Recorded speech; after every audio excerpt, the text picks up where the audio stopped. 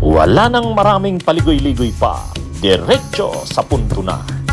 Maiksi lang ang komentaryo, pero diretso sa punto. Maraming kuro-kuro, may tiwali, may totoo. Dito, sa Puntong Diretso tayo. Punto Diretso. Si Villanueva, si Joel Villanueva na sobrang dada, ang makapagsalita. Galit siya sa kurap, galit siya sa ano. Ha? Ay nung pagdinig ng Senate Blue Ribbon Committee, isinalang yung controversial district engineer ng Bulacan.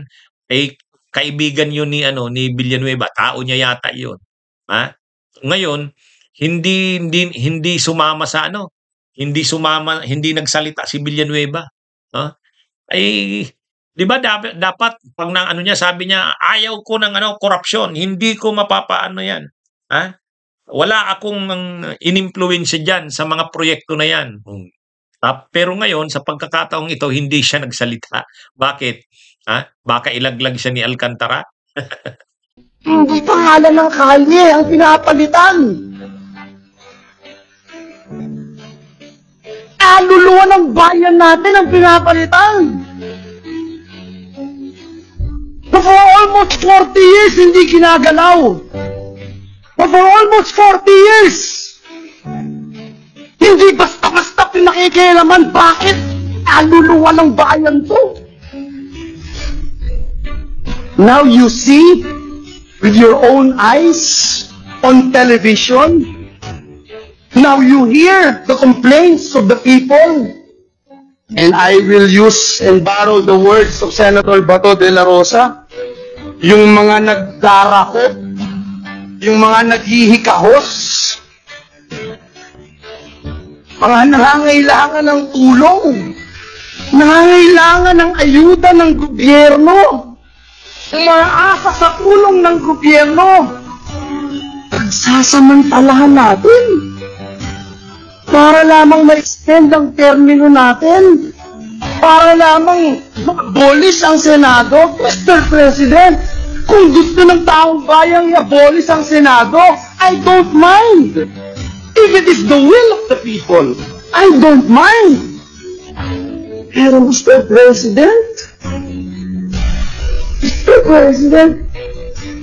sino ang Pangulo kung ayuda ng gobyerno? Ipagkakait mo? Kung hindi ka pipirma, hindi ka makatanggap. Hindi ka makakatanggap. At ano ito? Katang-isip ni Senator Bato de la Rosa? Katang-isip ni Joel Villanueva? Bakit hindi natin tanungin ang bayan? Bakit hindi natin tanungin si Juan de la Cruz? Ito ba kay people? I just wanted to put on record, Mr. President, na nakapanlulumo, nakakagalit at nakakakulo ng dugo, Mr. President, na marinig at makita right before our very eyes. Ginahasa po ng flood control program ng gobyerno ang aming lalawigan sa Bulacan. Anyway, yung pagdinig ng Senate Blue Ribbon, isinalang si Engineer Henry Alcantara, yung controversial na district engineer ng Bulacan. Ay maraming ghost projects doon, binisita mismo ni PBBM. Inalis na yan doon si Alcantara eh. Ito rin yung controversial na nagkakasino.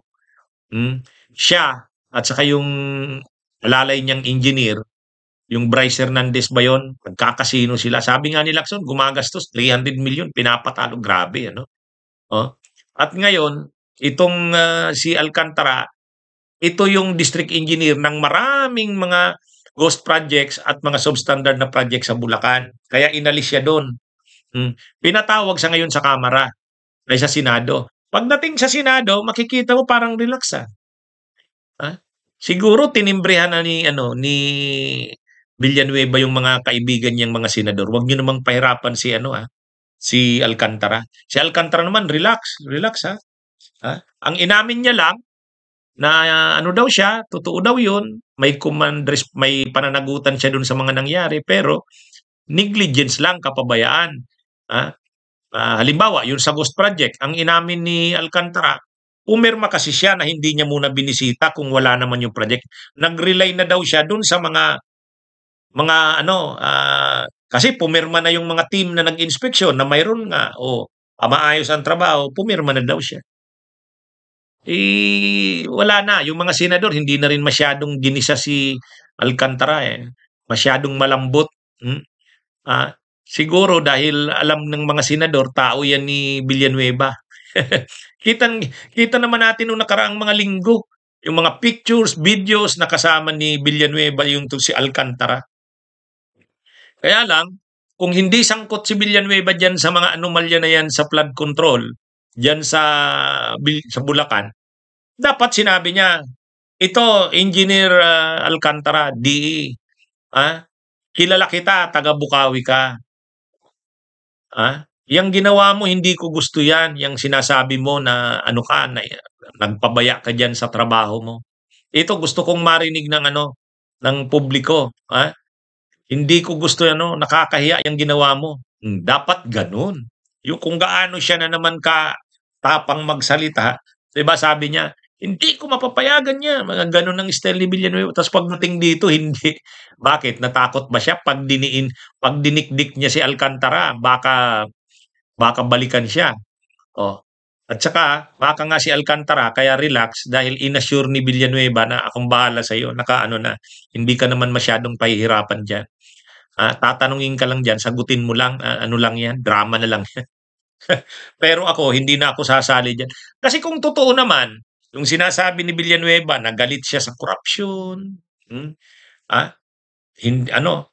ginahasa daw ang kanyang probinsya ng Bulacan ng mga maanumalyang programa sa flood control. Kung totoong hindi siya involved dyan, itong si District Engineer Alcantara ay hindi niya tao yan at hindi niya itutolerate ang pagkakasangkot nito sa mga kapabayaan or katiwalian sa flood control. Dapat pinakita niya yung galit niya doon. Bakit nawala? Bakit nawala ang dada ni Villanueva? Napansin niyo ba? Ay, mga kabunyog, mga kabay. O sige, magandang araw sa inyo, mga kabunyog. Bunyog, bunyog, halikan na kasama ka. Bunyog, kapag buklod ay may pag-asa. Luzon, Visayas, Mindanao, isa ang pananaw. Sa bagong Pilipinas ang bunyog isisigaw. Bunyog.